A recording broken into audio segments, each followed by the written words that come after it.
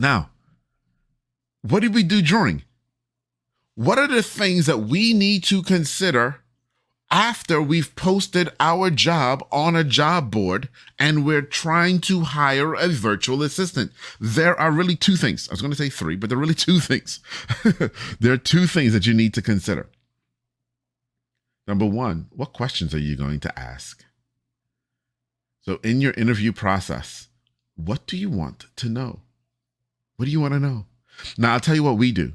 And this is a system that I learned from EOS, which stands for, I forget, Entrepreneurial Operating System, I think is what it stands for, to be honest with you. But you can look it up, EOS Worldwide. This is where we got this from. And there are three categories of questions that we ask. And there are three categories of areas that we want to make sure that this person fits into and we're evaluating based on. And here they are. Get it, want it, and have the capacity to do it. So, number one, get it. Do they actually understand what it is this job is all about? So we're going to ask questions, whether that's through email or in the virtual in-person interview. Do they actually understand what this job is about? Do they actually get it? Do they get what we're trying to do? Does it make sense to them? That's number one. Number two, do they want it? So we ask questions to figure out, do you actually want what we're offering? Sure, they may be looking for a job and they'll say, yeah, I want it. But we're asking probing questions to see, is this something that you really want? And now with that, are you excited about doing this type of work? Are you excited about doing this type of work for me? And are you excited about doing this type of work for me for the amount that I'm willing to pay you for? I'm looking for answers to those questions to figure out, do they actually want this position? Because if they don't want it, I don't want them. Period. If they don't want it, I don't want them. And then the last place or category where we ask questions is, do they have the capacity for it? Because there are a lot of times when people understand what you're looking for, they may want what you're looking for, but they don't have the actual capacity to do it or grow into it. That's what I'm trying to evaluate there. Okay. I'll give you an example. I put out a job description some time ago looking for an accountant who had a strong history in accounts payable. And it was a nice job description and everything. We put it out there and we had people respond. And I had lots of responses, but one person in particular stood out to me because she completely got it. She understood what we were trying to do. She was able to articulate back exactly what we were trying to do. And she's like, I really want to do this. And she had all the reasons why she wanted to do it. And she wanted it. And then in the capacity, she said, but I've never actually done this. I don't know what it takes. It sounds super exciting and it sounds like something I would want to learn, but I don't know. And I don't have an accounting background. And so at that point, even though she understood it, even though she may have wanted it, I've got a question. Do you have the capacity to do it and or the capacity to learn it and grow into it? And if the answer is no, then I shouldn't hire you. I shouldn't hire you. So during the interview process, when you're considering what questions you're going to ask, what we do is put the questions in those three categories and make sure that we're asking questions and we've gotten answers in those three categories. Do they get it? Do they want it? And do they have the capacity to do it or learn to do it? Okay. So that's the first thing. The second thing that you have to consider during the interview process is whether or not you're going to just flat out hire this person, or are you going to give them a test task, or are you hiring with a trial period? Those are three different options that you have. Okay.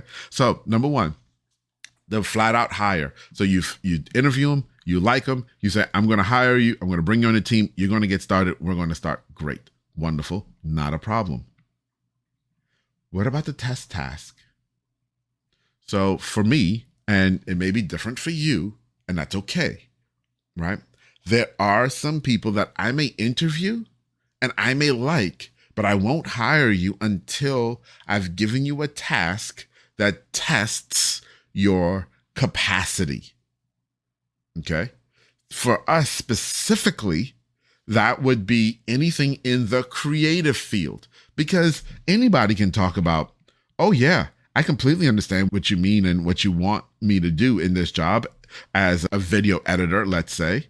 And I completely want to do that. And they may even send you samples of work before, but you have no idea if they actually did that work. You have no idea if they actually did all of the work, because I've had that happen too, where people have sent in stuff and they only did a piece of it, not the whole thing. And so sometimes for some positions, for us as the creative positions, we give them a test task and say, okay, we like you and all, but here's a task. And we give everybody who's applying the exact same task, because we want to see what they produce as compared to their peers and as compared to what it is we're looking for and what our standard is. Okay, so we give them all the same task. Now, personally, if I'm going to give you a task, I'm going to pay you for it. So I do pay people for tasks. Some people say, oh, you should never pay people for tasks. I do. That's my own personal belief. And it has worked fabulous for me to this point. As a matter of fact, we pay people before they do the task. So if I like you and I want to give you a task, I'm going to send you money in order to do the task. I know a lot of people say, well, what if they just take the money and run? Guess what, guys? I've never had that happen to me, ever. And then other people say, well, you're going to spend a lot of money doing that. Yeah, I am. I'd rather spend a few $100s on test tasks to ensure that the person, especially in the creative field that I'm hiring, can actually do what I want. Because it's a lot cheaper to do it that way than to hire somebody, which I've also done.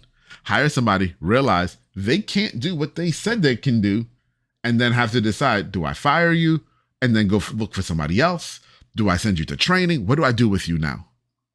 So test tasks are one way that you can test your employees, your potential employees' capabilities.